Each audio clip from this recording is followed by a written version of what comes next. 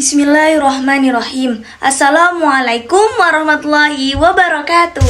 Alhamdulillahirrabbilalamin. Wassalatu wassalamu ala asrofil anbiya'i wal mursalin Sayyidina wa maulana Muhammadin wa ala alihi wa sahbihi ajma'in, amma ba'd. Halo teman-teman, kembali lagi bersama saya Sela Angelita di channel YouTube aku, yaitu Voice of Angel. Jangan lupa ya, sebelum nonton video aku, jangan lupa di like, comment, and subscribe. Selanjutnya, aku mengucapkan puji syukur kepada Allah Subhanahu wa Ta'ala yang telah memberi aku kesempatan untuk melanjutkan pendidikan aku di perguruan tinggi, yaitu di Universitas Islam Negeri Kyai Haji Ahmad Siddiq Jember. Tentunya nih di Prodi Komunikasi dan Penyiaran Islam. Nah, pada video ini aku akan menjawab soal ujian akhir semester pada mata kuliah pengantar studi Islam. Dan semoga jawaban ini akan memberikan kalian manfaat dan barokah ya. Semoga bisa bermanfaat buat kalian. Tonton terus ya videonya. Halo teman-teman, jadi aku bakalan menjawab soal ujian akhir semester aku di mata kuliah pengantar studi Islam. Nah, sebelum itu ada pepatah mengatakan tak kenal maka tak sayang. Jadi kenalan dulu ya. Perkenalkan, nama aku Sela Angelita, NIM-nya 221101010025. Nah, soal yang pertama yaitu jelaskan tentang ma'rifatul Quran mulai dari pengertian, fungsi, dan kandungan Al-Quran. Jadi yang pertama itu Al-Quran, pengertiannya itu berasal dari kata qoro'a yang artinya bacaan. Nah, kalamullah, firman Allah yang diturunkan kepada Nabi Muhammad SAW, lafadznya adalah mukjizat, membacanya adalah ibadah. Sampai kepada kita secara mutawatir, kemudian tertulis dengan mushaf-mushaf dari awal surat Al-Fatihah sampai dengan surat An-Nas. Nah, mukjizat itu artinya melelahkan, maksudnya adalah membuat makhluk tidak mampu melawan atau menandinginya. Begitulah Al-Quran, tidak ada satupun makhluk yang bisa membuat satu ayat sama seperti Al-Quran gitu. Bahkan nih bangsa Arab yang terkenal dengan syair-syairnya yang bagus-bagus tidak bisa mengalahkan dengan ayat-ayat Al-Quran gitu. Saking istimewanya Al-Quran gitu. Kemudian membacanya adalah ibadah. Kemudian fungsinya itu sebagai petunjuk bagi umat manusia. Jadi kalau kita kesusahan, kita larinya sama Al-Quran, kita larinya sama Allah gitu.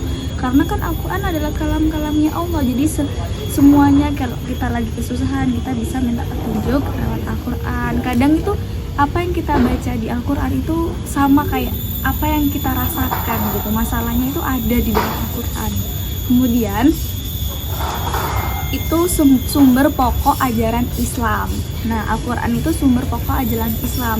Sebab dari Al-Quran lah diambillah semua sumber pokok syariat dan dalil-dalil syar'i yang mencakup seluruh aspek hukum. Jadi semua hukum itu ada di Al-Quran gitu. Selanjutnya adalah kandungan dalam Al-Quran. Nah, kandungan dalam Al-Quran itu banyak sekali. Saya mengambil 6, yaitu pertamanya adalah akidah dan tauhid gitu. Kemudian ada ibadah, jadi Al-Quran itu kalau baca kita itu ibadah gitu kan. Kemudian yang ketiga itu akhlak, jadi di dalam Al-Quran itu kita diajari akhlaknya gimana. Makanya Kanjeng Nabi itu diutus untuk memperbaiki akhlaknya umat muslim, akhlaknya umat yang ada di dunia gitu. Kemudian sebagai sumber hukum. Nah, di dalam Al-Quran itu terdapat hukum-hukum. Jadi kayak hukum mubah, sunnah, haram itu ada di dalam Al-Quran semua. Mulai dari zina itu gimana hukumnya, sholat itu gimana, puasa Ramadan itu gimana hukumnya, itu semuanya di dalam Al-Quran. Kemudian adalah ada sejarah atau kisah umat masa lalu. Jadi kisah-kisah nabi-nabi zaman dahulu semuanya itu ada di Al-Quran. Orang yang kafir gimana, orang yang mukmin itu gimana, ceritanya masa lalu tuh ada. Terus sebagai dasar-dasar ilmu pengetahuan, sains, dan teknologi. Jadi Al-Quran kan semua pengetahuan itu ada di dalam Al-Quran gitu. Kimia, biologi, fisika, matematika itu ada di dalam Al-Quran gitu. Cuma para ilmuwan itu melakukan penelitian untuk menerapkan ilmu pengetahuan yang ada di dalam Al-Quran. Selanjutnya apa sih pengertian dari as-sunnah? kemudian al-hadis, khobar, atsar, dan perbedaan antara hadis qudsi sama Al-Quran. Nah, jadi pengertian dari hadis itu segala sesuatu yang bersumber dari Nabi Muhammad yang berhubungan dengan hukum syara, baik berupa ucapan, perbuatan, maupun ketetapan. Kemudian kalau as-sunnah itu segala yang bersumber dari Nabi Muhammad, mulai dari perkataan, perbuatan, budi pekerti, maupun perjalanan hidupnya, tapi sebelum dan sesudah Rasulullah diutus menjadi Rasul. Kemudian khabar, yaitu sesuatu yang disandarkan kepada Nabi Muhammad, sahabat, dan tabi'in.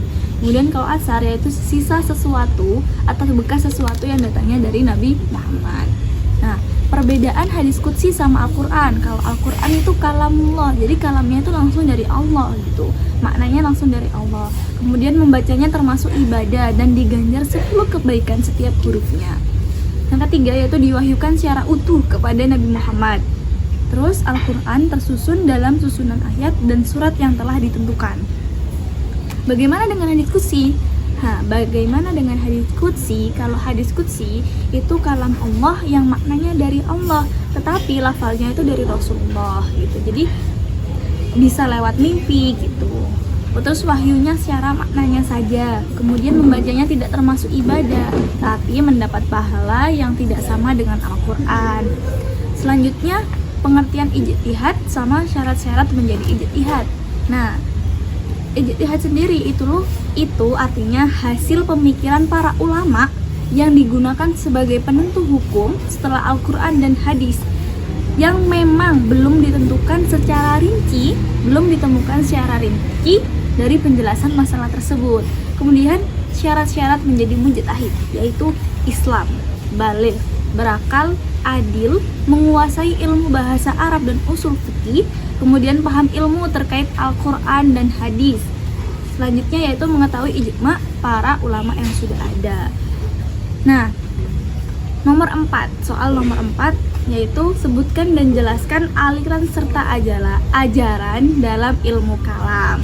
Nah, di dalam ilmu kalam itu ada beberapa. Yang pertama itu adalah khawarij. Nah, khawarij sendiri itu setiap orang yang keluar dari imam yang hak dan telah disepakati para jamaah, baik ia keluar pada masa sahabat khulafaur rasyidin atau pada masa tabi'in secara baik-baik.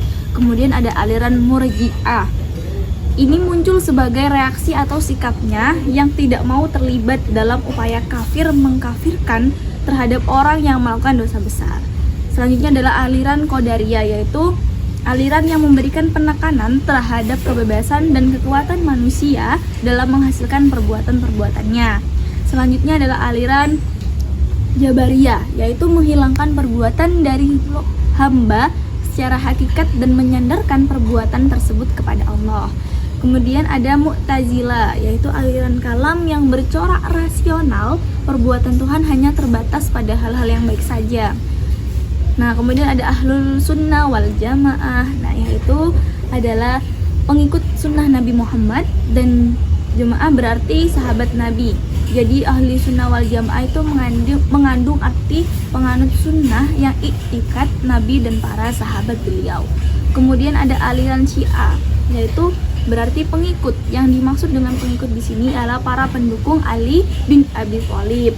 Secara istilah, Syiah itu kepada kaum muslimin itu dalam bidang spiritual dan keagamannya selalu merujuk pada keturunan Nabi Muhammad itu. Selanjutnya, bagaimana sih filsafat dalam Islam? Nah, filsafat dalam Islam adalah sebuah pencarian kebenaran akhir, sekaligus juga merupakan keyakinan dan berakar pada kebutuhan praktis manusia, baik material maupun spiritual. Nah, filsafat sendiri kan mempunyai arti mencari kebenaran. Kayak kita itu mahasiswa fakultas dakwah yang dimana tugasnya kita adalah mengajak untuk menyiarkan agama Islam kita, tapi harus sesuai dengan kebenaran, harus sesuai dengan fakta gitu kan. Jadi kita gak mungkin berdakwah tapi apa yang kita ucapkan itu sebuah kebohongan gitu. Selanjutnya yaitu tasawuf dalam era modern saat ini. Nah, banyak sekali penyimpangan di dalam era modern saat ini kan, mulai dari banyak kasus pembunuhan, kemudian perampokan, banyak sekali. Nah, tasawuf sendiri itu proses penyucian diri kita untuk mendekat kepada Allah. Nah, adapun prosesnya itu melalui 3, yaitu takholili, yaitu membuang sifat-sifat buruk pada diri kita. Sifat-sifat buruk pada diri kita itu apa? Kayak penyakit hati, ria, iri, dengki, sombong gitu, itu nggak boleh ada di dalam diri kita. Kalau kita pengen dekat sama Allah, ya udah hilangkan sifat-sifat buruk kita itu tadi. Nah, ketika kita udah berhasil menghilangkan sifat-sifat buruk kita lanjut ke proses yang kedua, yaitu tahalli, yaitu mengisi jiwa dengan hal yang positif. Ketika kita udah hilang semua, pasti kita berpikiran yang positif, kayak melakukan sesuatu yang positif seperti bersedekah, berpuasa Senin Kamis, kemudian bertutur kata yang baik, sopan santun kepada guru dan orang tua, mencari ridhonya guru sama orang tua.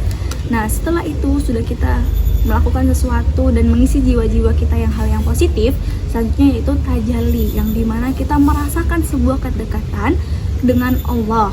Semua dikembalikan kepada Allah. Kita ridho kepada Allah dari segi qada dan qadarnya Allah.